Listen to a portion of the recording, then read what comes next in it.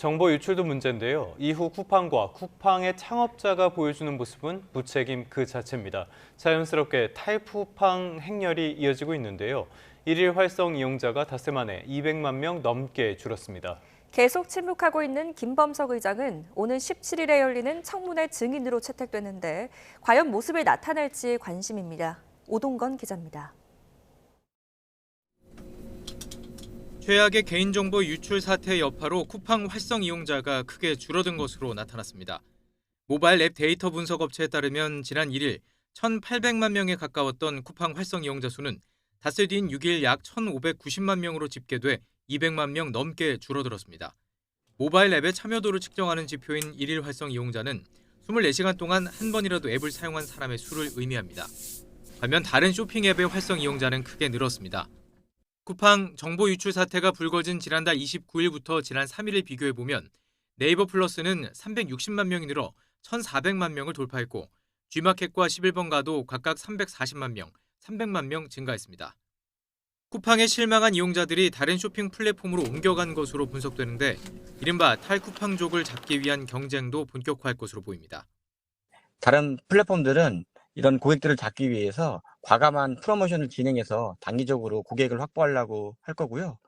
또 장기적으로는 좀 약한 부분인 그 배송을 빨리 하는 그 풀필먼트 투자나 아니면은 멤버십에도 강화할 거라고 생각을 합니다. 한편 사태 발생 이후 한 번도 모습을 드러내지 않고 침묵 중인 김범석 쿠팡 의장은 청문회 증인으로 채택됐습니다. 국회 과학기술정보방송통신위원회는 쿠팡 개인정보 유출 사태 관련 청문회를 17일에 열기로 하고 증인으로 김범석 쿠팡 이사회 의장과 박대준 대표이사 등 5명을 채택했습니다. 하지만 소재조차 잘 파악되지 않는 김범석 의장이 증인으로 출석할지는 미지수입니다. 김범석 의장님 아직도 어디에 계시는지도 모르십니까? 한국에 있습니까? 미국에 있습니까? 해외에 현재 있는 것으로만 제가 알고 있습니다. 정무위에서도 김 의장 고발을 검토하는 등 정치권 압박도 거세지고 있습니다. YTN 오동건입니다. 경찰이 쿠팡 개인정보 유출 사건 강제 수사를 벌이면서 중국 국적의 전직 직원을 피해자로 명시한 것으로 파악됐습니다. 서울경찰청 사이버수사대는 어제 쿠팡 본사 사무실에 대한 압수수색을 진행하며 전직 직원 A씨를 정보통신망법상 침입과 비밀 누설 혐의 피의자로 적시했습니다. 경찰 관계자는 확보된 증거를 바탕으로 개인정보 유출자와 유출 경로, 원인 등 전반적인 사실관계를 규명하겠다고 밝혔습니다.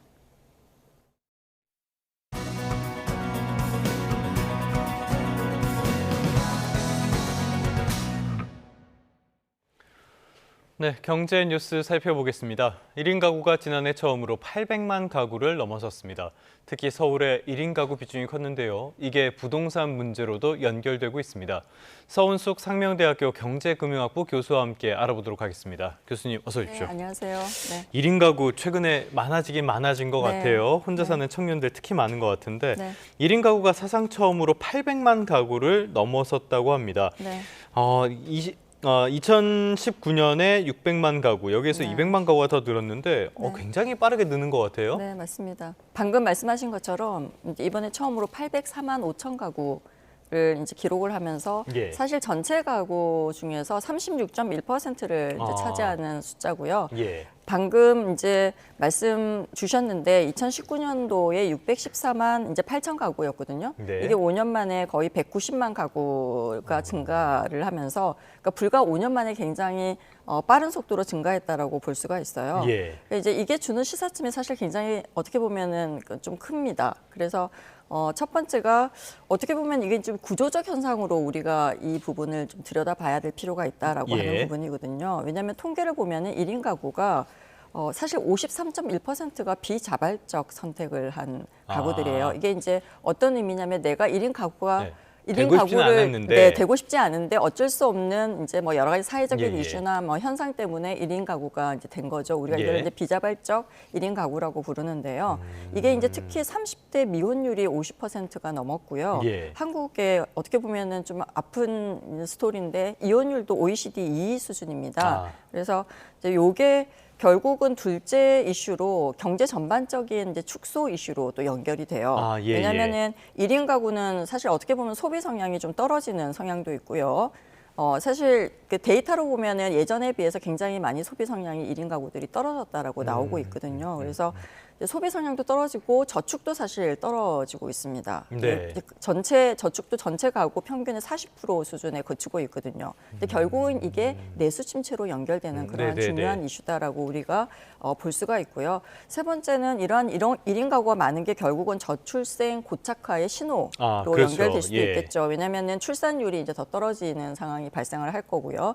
사실 작년 합계 출산율이 0.72명까지 떨어졌지 않습니까? 이게 이제 결국은 우연이 아니다. 이 데이터를 보면은 확실히 연결이 돼 있다라고 볼 수가 있고요. 어떻게 보면은 10년 후에 1000만 시대로 갈 수도 있지 않을까라고 하는 예상도 예. 나오고 있습니다. 네. 알겠습니다. 구조적인 문제부터 우리 사회의 가장 큰 숙제라고 할 수 있는 저출산까지 다양하게 네. 연결이 되는데요. 네. 저희가 그래픽으로 준비를 했었는데 네. 연도별로 1인 가구 비중이 늘고 있고요. 네, 또 하나 네. 살펴봐야 될 게 연령대별 1인 가구 비중입니다. 네. 이 내용을 보면은 70세 이상이 가장 많았고요. 네. 그리고 젊은 층 29세 이하 그리고 30세에서 39세가 또 많거든요. 네, 네. 이거는 어떻게 봐야 됩니까? 이게 사실 좀 70세 이상 비중이 지금 사실 굉장히 많은데요. 예. 이게 이제 70세 이상이 1위를 지금 차지하고 있는 이유는 배우자 사별이 가장 큽니다. 예, 그래서 예. 평균 수명이 늘면서 그러니까 노년 1인 가구가 이제 급증하고 있어서 이러한 현상이 나타나고 있는 거고요. 뭐 70세 이상이 이제 1위면서 나타나고 있는 사회적인 이슈 중에 하나는 빈곤율이 굉장히 높아지고 수밖에 네네. 없는 구조인 거죠. 우리나라의 그래서 노년 빈곤율이 문제가 있죠. 1인 가구의 60% 이상의 연소득 2천만 원 이하예요. 예. 이제 그러다 보니까 국민연금도 충분히 받지 못하고 자녀 지원도 굉장히 기대하기 어려운 그런 예. 상황이다라고 볼 수가 있고요. 셋째가 이제 고독사 리스크가 굉장히 큰 집단입니다. 그래서 복지부 통계를 보면은 고독사의 70% 이상이 60대 이상에서 발생한다라고 볼 수가 있거든요. 예. 그래서 이 부분이 있고요. 근데 더 중요한 거는 30대가 3인 이유도 우리가 좀 주목을 할 필요가 있습니다. 사실은. 그래서 이게 이제 30대는 비혼, 만혼 이런 이제 이슈 때문에 1인 가구가 늘고 있는데요. 특히 네. 서울의 30대 미혼율이 50%를 넘었어요. 네, 그래서 상당수가 아까 얘기한 것처럼 비자발적 예, 그 예. 1인 가구 이제 이슈에 해당되고요. 결국은 청년 1인 가구가 미래의 노년 1인 가구 예비군이라는 점에서 굉장히 우리가 우려스럽게 봐야 되는데 사실 지역별로 좀 특성이 있어요. 이제 서울 같은 경우에는 어떻게 보면은 이제 30대 예. 1인 가구가 가장 많고요. 아, 그러니까 네네네. 지방의 경우가 중장년층의 1인 가구가 굉장히 많습니다. 그래서 서울은 10가구 중에서 4가구가 1인 가구인 셈인데요. 여기에 20, 30대 청년이 가장 많은 비중을 차지하고 있습니다. 그래서 이제 이런 거죠. 직장은 서울인데 집값은 굉장히 높고, 그렇죠. 네, 그리고 이게 이제 어떻게 보면은 그 소비를 굉장히 줄이게 되고, 왜냐면 고정 비용은 계속 나가거든요. 대부분이 월세로 있어요. 또 이제 그러다 보니까. 소득도 이게 이제 데이터를 보니까 또 소득도 굉장히 3,200만 원 정도 평균 수준이. 예. 네, 그래서 그러면 한 달에 뭐 한 200만 원 정도가 된단 말이에요. 250만 원 정도가 된단 말이에요. 근데 월세 비중이 굉장히 높고 고정 비용에 나가는 돈이 굉장히 많다 보니까 그렇게 따지면 가처분 소득이 굉장히 낮을 수밖에 없는 상황이잖아요. 예. 그러면은 결국은 소비 침체로 이어 소비를 줄일 수밖에 없는 네. 상황이고 특히 1인 가구의 소비는 뭐 아시겠지만 우리가 많은 물량을 한꺼번에 사는 걸 못 하잖아요. 그래서 네네네. 가격을 좀 더 높게 이제 지불하면서 사실은 필수품들을 사야 되는 그러한 현상도 나타나고 있거든요. 편의점 같은 곳에서. 네, 그렇죠. 그래서 소비 그 지출 부담이 크기 때문에 이 부분이 굉장히 그 소비를 줄이려는 경향이 많고요. 아까 처음에 얘기 드린 것처럼 저축 비중도 굉장히 크게 예. 줄어들 수밖에 없는 그러한 상황입니다.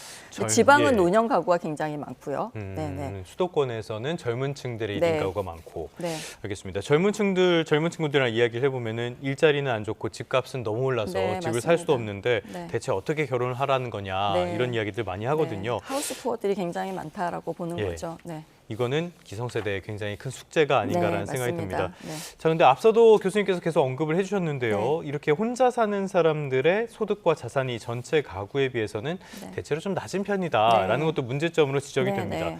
그렇다면 경제적인 압박이 더 클 수밖에 없는 구조 같기도 하고요. 네. 또 앞서도 언급을 해주셨습니다만 이게 우리 경제 전반에도 미칠 영향도 만만치가 않을 것 같아요. 네, 우리 어떻게 보면은 이게 이제 가장 큰 경제적인 모순으로 우리가 봐야 되는 그러한 예. 이슈가 아닐까 생각을 하는데요.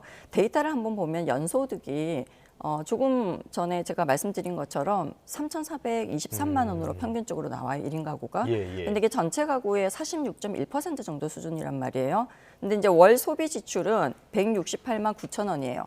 다시 얘기하면 전체 가구의 한 58% 수준이거든요. 그래서 정리를 하자면 소득은 절반 수준인데 지출은 60% 정도에 육박하는 그러한 상황입니다. 예, 예. 근데 이게 이제 왜 문제냐면은 1인 가구의 이제 고정비 부담이 굉장히 압도적으로 크거든요. 주거비가 굉장히 크고 그다음에 왜냐하면 1인 가구의 42%가 월세로 살고 있어요. 데이터를 그러니까 돈 보면은. 벌어서 월세로 다 나가는 그죠. 거네요. 주거비 예. 비율이 30% 이상입니다. 소득 중에 차지하는 비중이.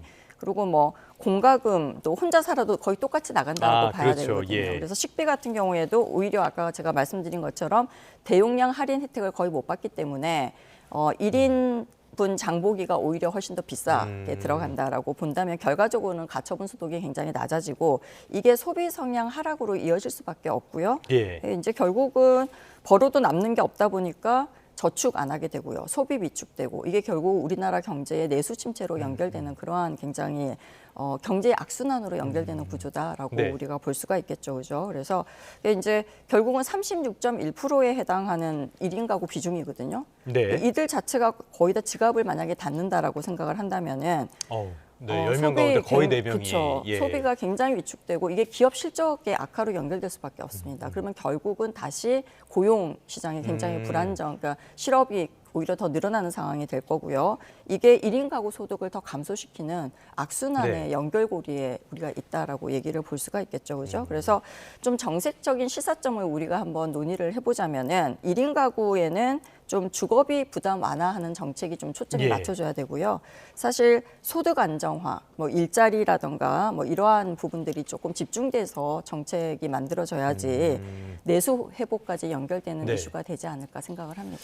교수님께서 말씀하신 것처럼 우리가 지금까지는 1인 가구는 대체로 중장년층에 초점이 맞춰져 네. 있었기 때문에 네. 청년층을 위한 맞춤형 대책도 이제는 필요한 시점이 된 것 같습니다. 네. 자, 이런 1인 가구가 들어가는 게 또 다른 영향도 미치고 있어요. 바로 네. 부동산 시장에도 영향을 만만치 않게 미치고 있는데요. 네. 일단 부동산 시장도 한번 살펴보도록 하겠습니다. 네. 이번 달에 전국 아파트 분양 전망 지수 이게 한 달 전보다 5.8포인트가 하락해서 66.3이 됐어요. 네. 이게 감이 잘 안 오실 텐데 네. 2023년 12월 이후 가장 낮은 수치거든요. 네. 2년 만에 가장 낮은 최저치를 야, 달성을 이렇게 했죠. 되면 이거 공급 부족에 대한 우려가 더 커지는 거 아닙니까? 네, 이제 일단 분양 시장이잖아요. 예. 그래서 분양 업계 자체가 분양 시장을 굉장히 극도로 비관적으로 생각하고 있는 그러한 걸 그대로 보여주고 있다는 뜻이고요. 예. 하락 배경을 한번 살펴볼 필요가 있습니다. 그래서 가장 큰 원인은 정부의 10월 15일 날 했던 네네. 이제 굉장히 우리가 보면은 초강력 규제 예.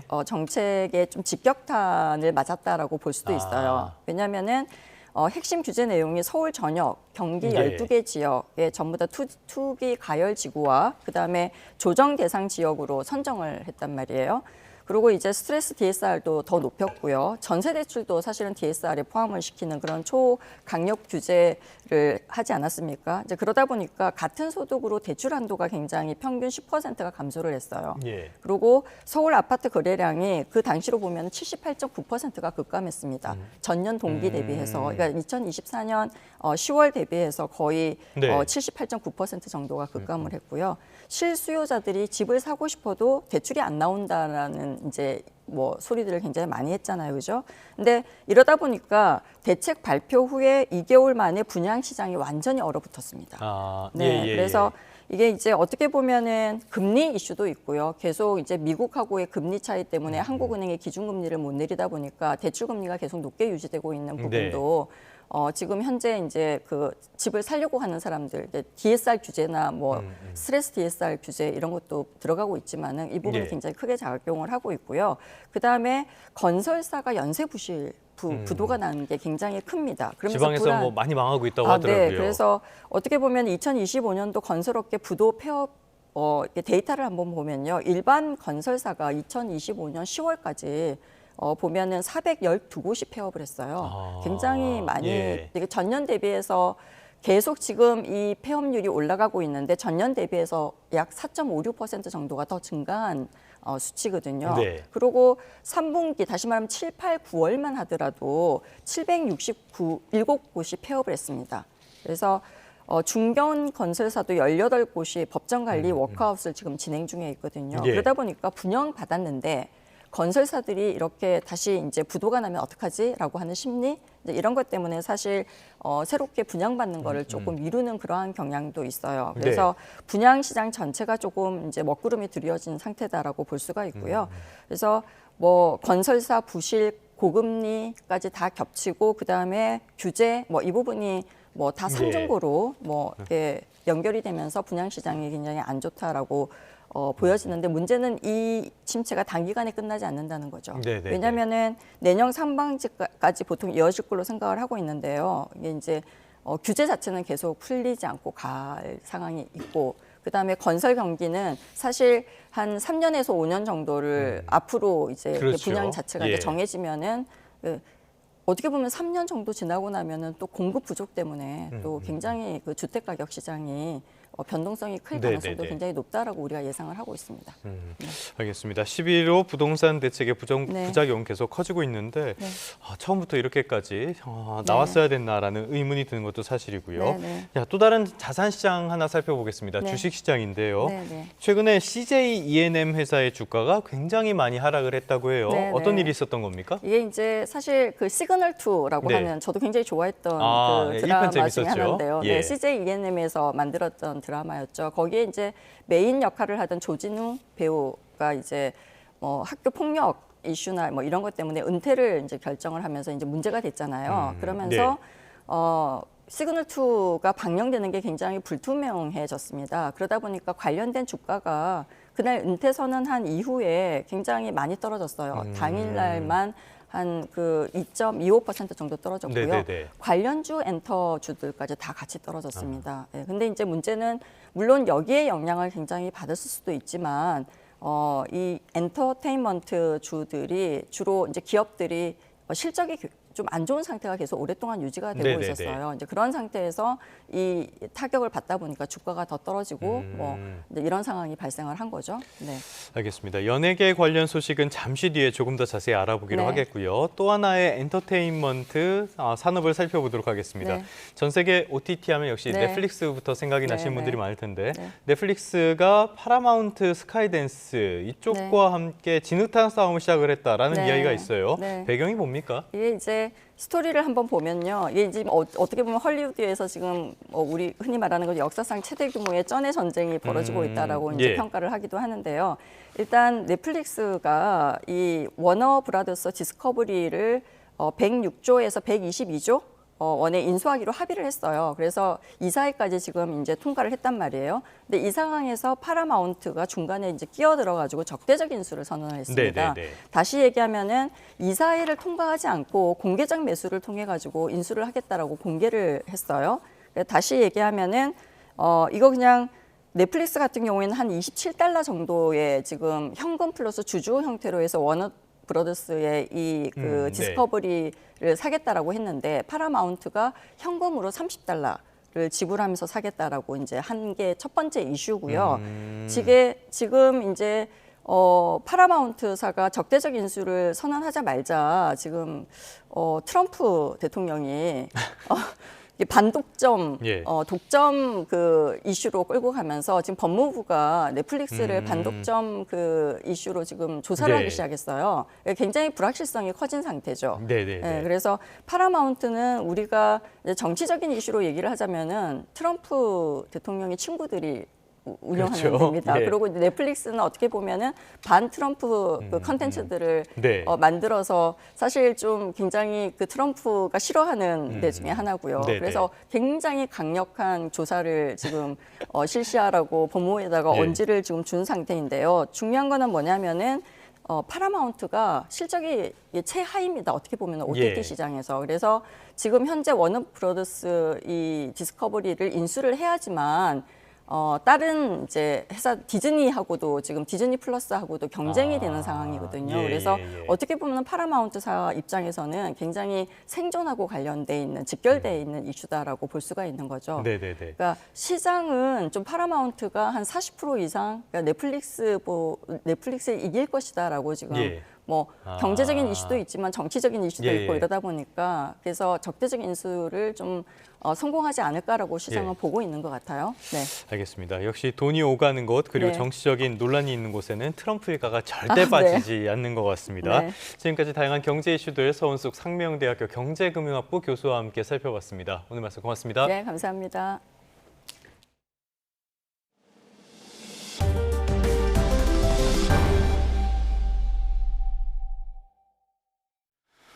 네, 트럼프는 여전히 혼자 딴 세상에 살고 있는 것 같기도 합니다. 미국 경제를 A+라면서 자찬을 이어갔는데요. 경제 지표를 보면 트럼프의 평가와는 거리가 상당히 멀어 보입니다. 워싱턴에서 신윤정 특파원입니다.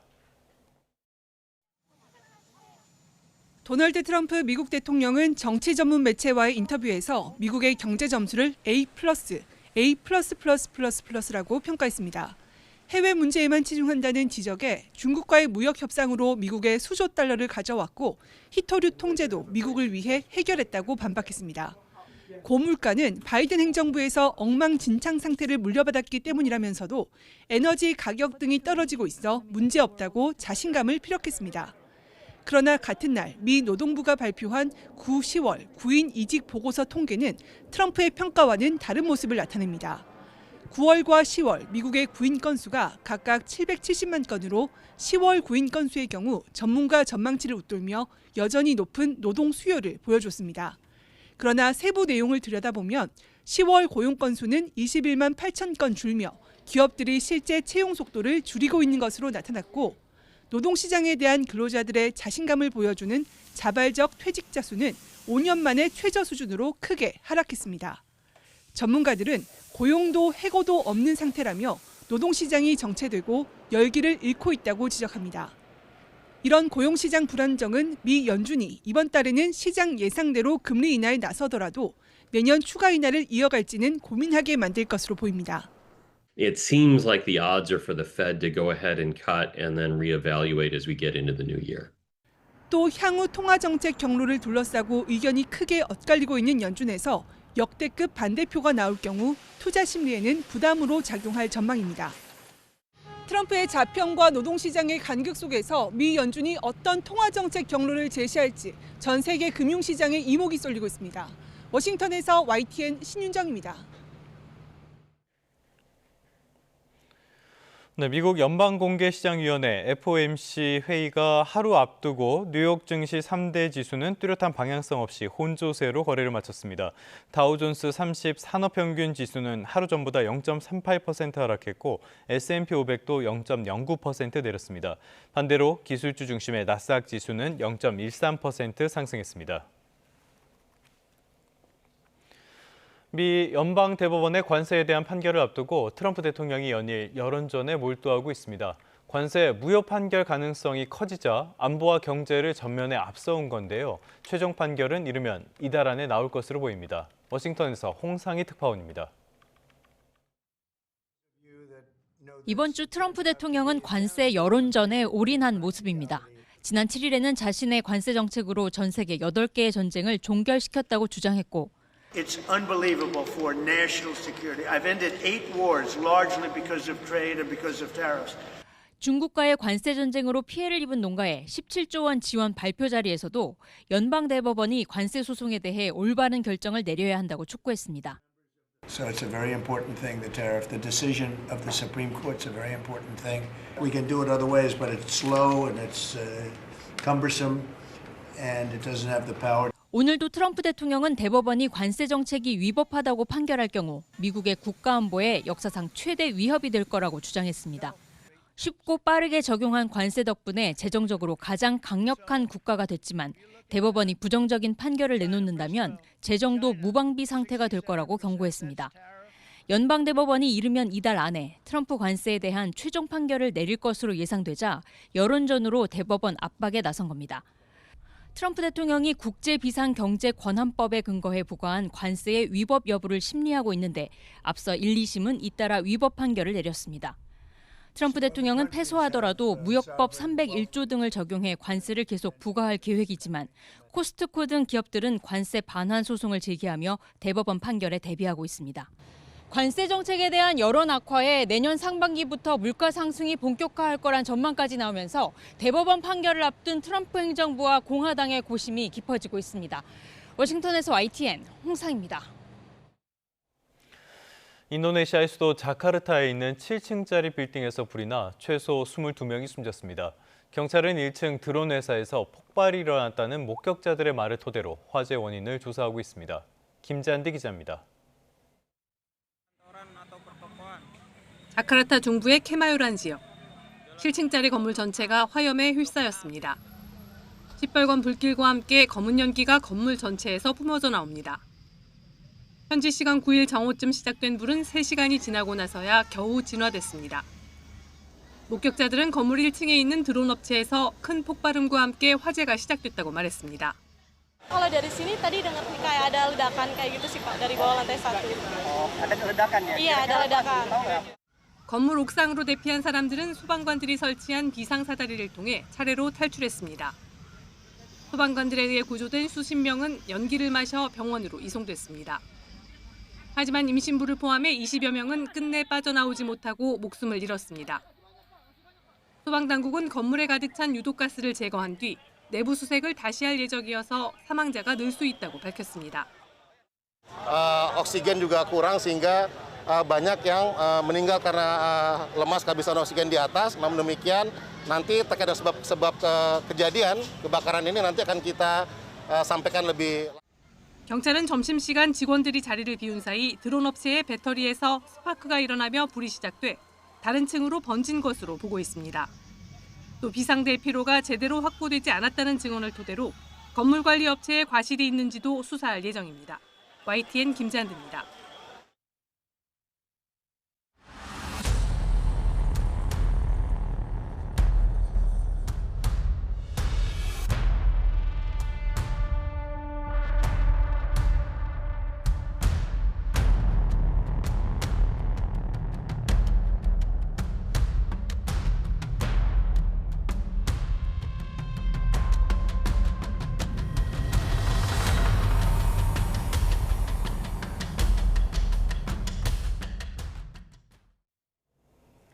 네, 요즘 연예계가 뒤숭숭합니다. 조직폭력배 사업에 연루됐다는 의혹이 제기된 조세호 씨가 주요 프로그램에서 결국 자진 하차했습니다.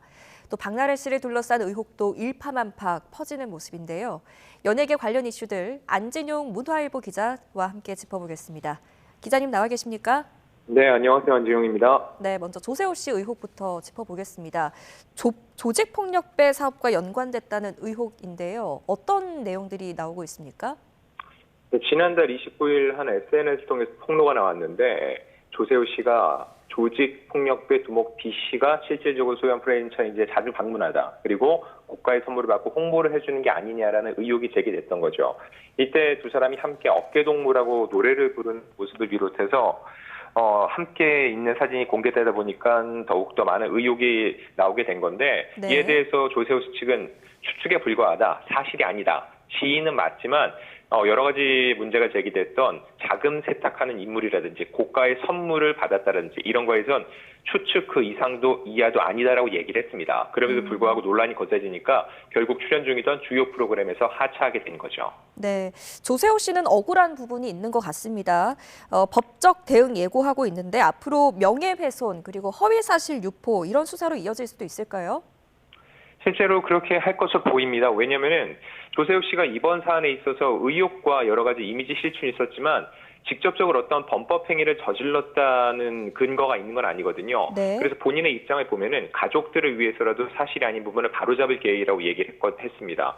결과적으로 조세호 씨가 활동을 재개하기 위해선 이 조직폭력배로 추정되는 인물과 어느 정도 인연이 있고 친분이 있는 거에 대해서는 주변을 좀 돌아보겠다고 얘기를 했지만 구체적으로 볼 때는 이런 여러 가지 의혹들, 고가의 선물을 받았다든지 불법 자금 세탁에 연루가 됐다든지 이런 의혹들에 대해서는 사실이 아니라는 것을 분명하게 입증할 필요가 있어서 향후 수사가 진행될 가능성이 매우 높습니다. 네, 조세호 씨 유명 프로그램에 출연 중이었습니다. 유퀴즈, 1박 2일 같은 프로그램에서 맹활약을 하고 있었던 예능인인데 억울하다고 하면서 왜 결국 자진 하차하게 된 겁니까?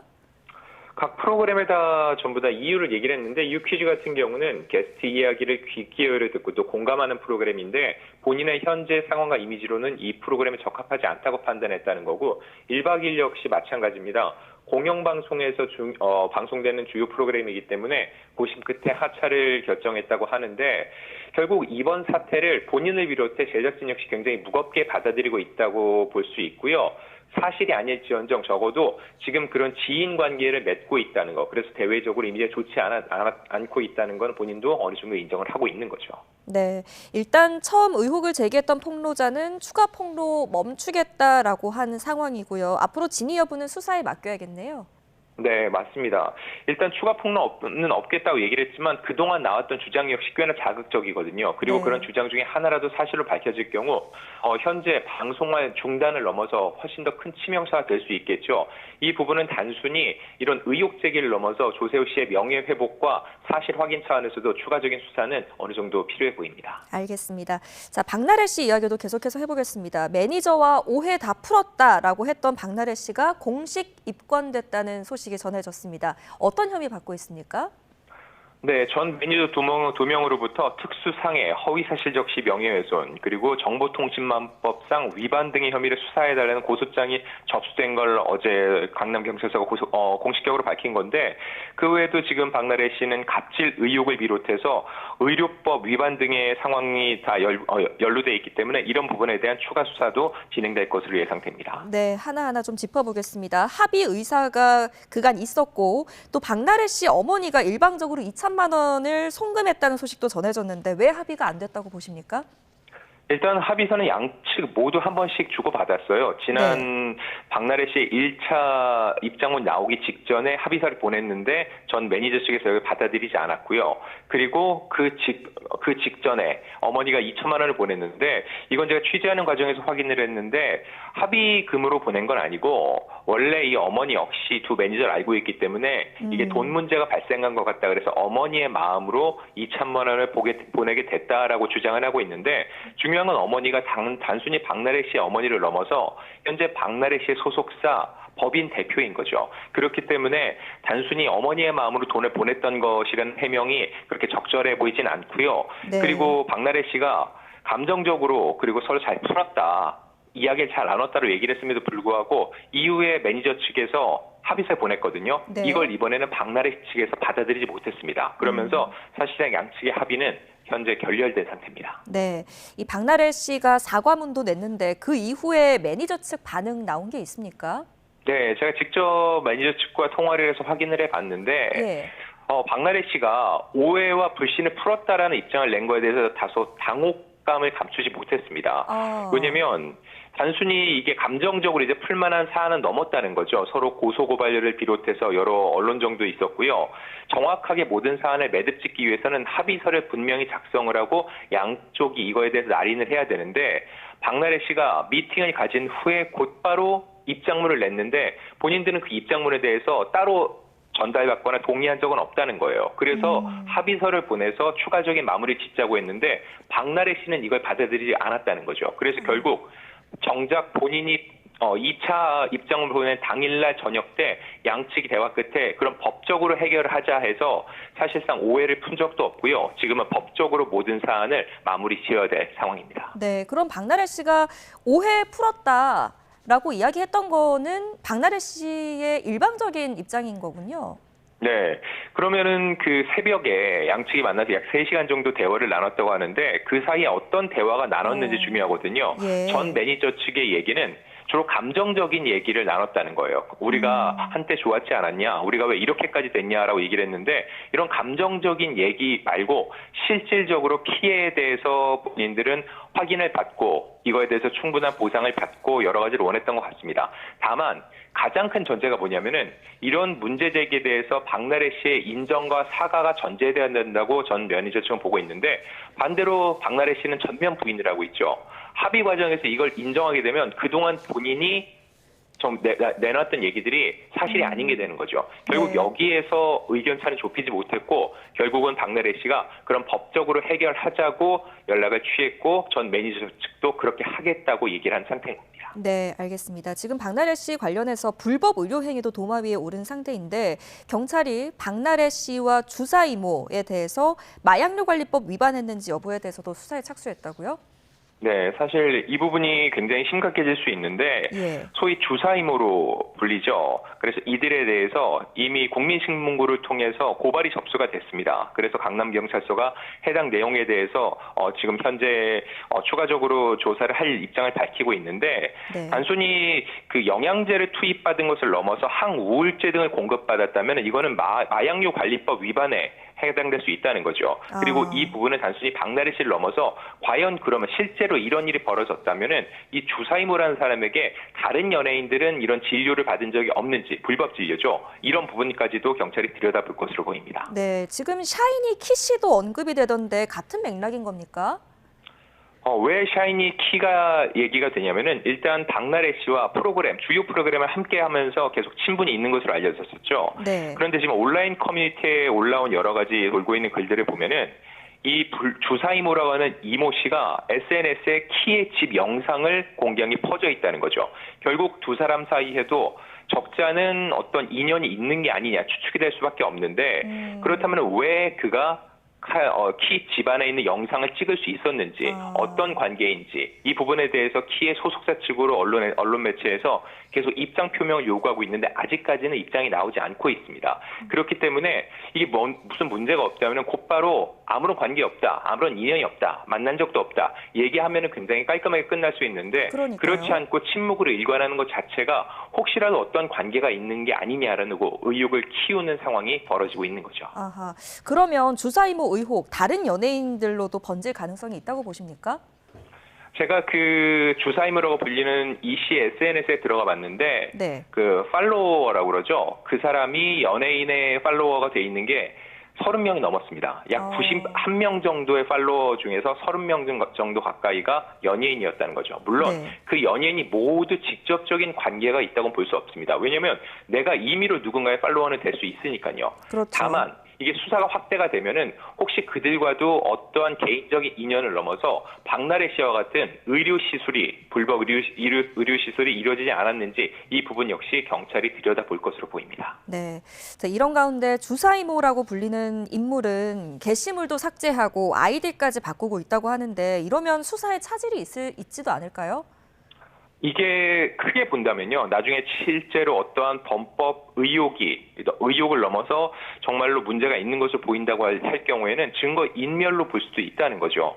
실제로 제가 SNS에도 들어가 봤는데 게시물 일부 삭제도 있었고 연락을 취해봤는데 답변은 듣지 못했습니다. 본인이 정식으로 의료행위를 해왔고 해외에서도 어떤 자격을 취득한 것처럼 얘기를 했는데 해외에서 자격이 있더라도 국내에서 의료행위를 하기 위해서는 국내 자격, 면허를 따로 취득을 해야 된다는 거죠. 이런 부분에 대해서 사실 여부를 분명하게 밝히면 될 것 같은데 그러지 않았다는 측면에서 더욱더 의혹이 커지고 있는 겁니다. 네, 자 조진웅 씨, 박나래 씨, 조세호 씨까지 동시에 논란을 겪고 있습니다. 연말 방송가 분위기도 궁금한데 어떻습니까? 일단 굉장히 뒤숭숭하죠. 정말 주요 연예인들, 단순히 그리고 그 연예인 개인의 이름뿐만 아니라 그들이 참여한 굵직한 작품들이 있기 때문에 이런 프로그램들에도 지금 여러모로 제동이 걸렸거든요.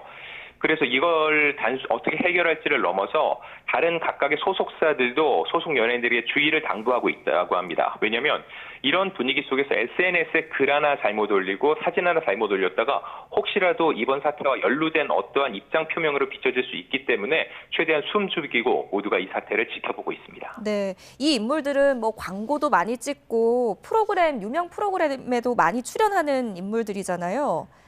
이 방송가에서 곤혹스러울 것 같습니다. 네, 그럴 수밖에 없는 게 일단 연예인들은 왜 그런 얘기를 많이 하잖아요. 선한 영향력이라고요.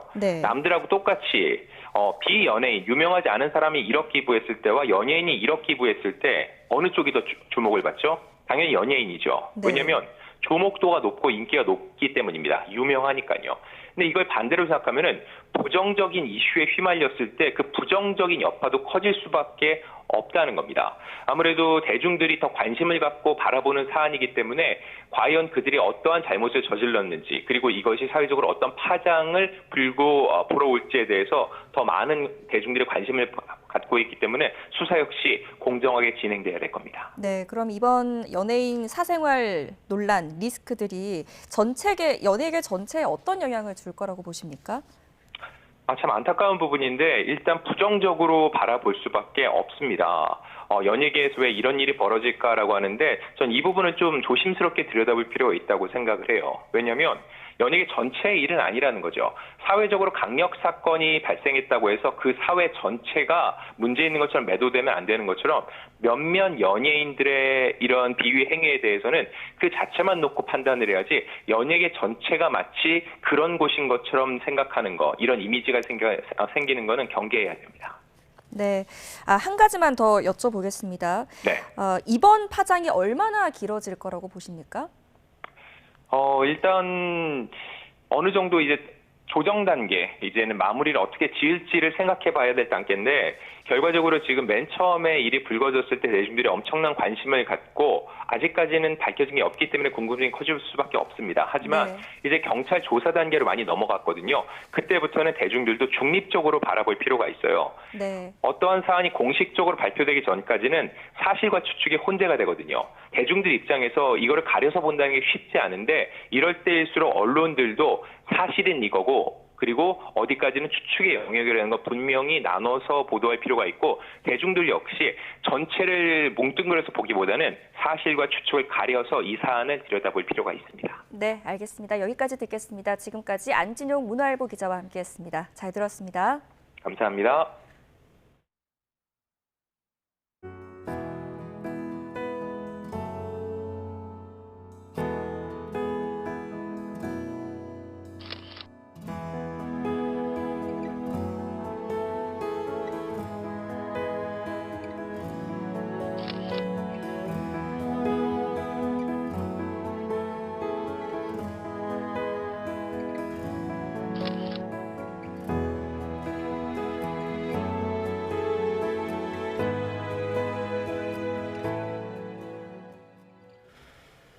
네, 끝으로 출근길 날씨 살펴보겠습니다. YTN 야외 스튜디오 연결합니다. 정수현 캐스터.